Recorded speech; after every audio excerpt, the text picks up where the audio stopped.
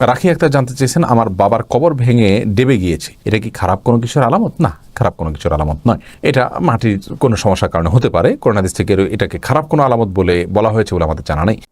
এ পর্যায়ে যে প্রশ্ন আমি দেখতে পাচ্ছি সেটি হলো, স্বামী স্ত্রীর মধ্যে সন্তানের পরিচয় নিয়ে ঝগড়া হয়েছে, ঝগড়া নিরসনে ডিএনএ টেস্টের মাধ্যমে পিতৃত্ব নির্ণয় করা যাবে কিনা, এটা জায়েজ আছে কিনা?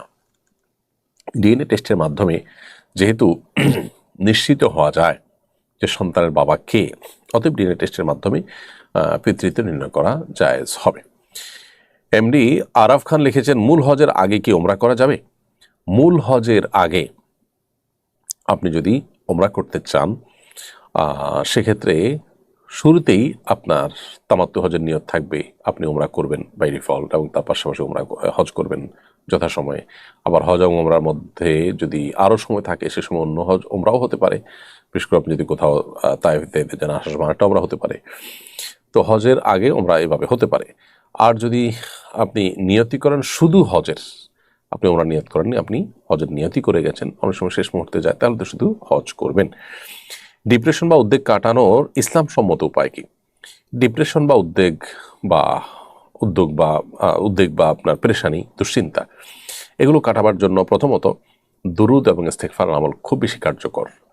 কারণ বিভিন্ন হাদিসে বর্ণিত হয়েছে, নবী সাল্লাল্লাহু আলাইহি ওয়াসাল্লাম বলেছেন, মান লাজিমাল ইস্তেগফার, যে ব্যক্তি ইস্তেগফারকে আঁকড়ে ধরবে, সবসময় নিয়মিত করবে, তার সকল পেরেশানি থেকে বের হওয়ার জন্য আল্লাহ তাআলা উপায় বের করে দিবেন। আর সম্পর্কে, দুরুদ সম্পর্কে নবী সাল্লাল্লাহু আলাইহি ওয়াসাল্লাম বলেছেন যে ব্যক্তি একবার নবী সাল্লাল্লাহু আলাইহি ওয়াসাল্লাম দুরুদ প্রেরণ করে, আল্লাহ তাআলা তার প্রতি 10 বার রহমত নাজিল করেন। অন্য হাদিসে আছে যে দুরুদ পেশ এটা সকল পেরেশানি দুশ্চিন্তা দূরের কারণ। এর বাইরে বিশেষভাবে সর্বাবস্থা আল্লাহ জিকির আমরা করবো, কারণ আল্লাহ বলেছেন, আল্লাহ বিজিক্রিল্লাহি তাতমাইন্নুল কুলুব, আল্লাহর জিকির এটা মানুষের অন্তরকে প্রশান্ত করে দেয়। এই জন্য আল্লাহ স্মরণ, আল্লাহ জিকির আমাদের বেশি বেশি করতে হবে।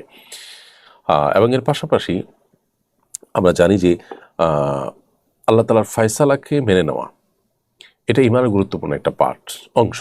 অতএব যে অবস্থা আছি, ইমান তার হাসি মুখে মেনে নিবে, কারণ দুনিয়ায় তার সব কিছু নয়, আসল কিছু সব আখিরাতে তার জন্য অপেক্ষা করছে। বিধায় দুনিয়ার জীবনের সকল কষ্টকে হাসি মুখে মেনে নেওয়ার মতো মানসিকতা ইমানদারের মধ্যে থাকাটা, এটা রেজাবিল কাজা বা আল্লাহর ফয়সালাকে মেনে নেওয়ার যে ইমানের গুরুত্বপূর্ণ পার্ট আছে, তার অংশ, সেই জায়গাতে এটা আমাদের করতে হবে।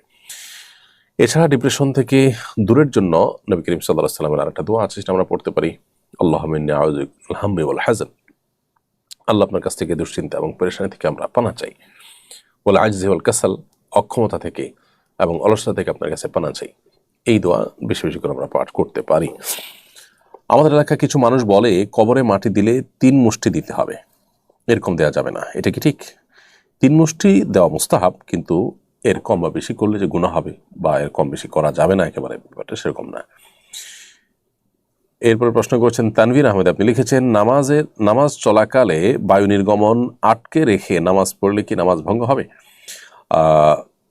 নামাজ যদি চলাকালে বায়ু নির্গমন আটকে রাখতে গেলে আপনার ভয়াবহ অবস্থা তৈরি হয়, আপনি অনেক বেশি অস্বস্তিতে পড়েন, আপনার চেহারা বিবর্ণ হয়ে যায়, মনোযোগ একেবারে নষ্ট হয়ে যাওয়ার মতো উপক্রম, তাহলে আপনি সেটা আপনার ছেড়ে দিবেন এবং উজু করে এসে বাকি নামাজটা আপনি পূর্ণাঙ্গ করবেন।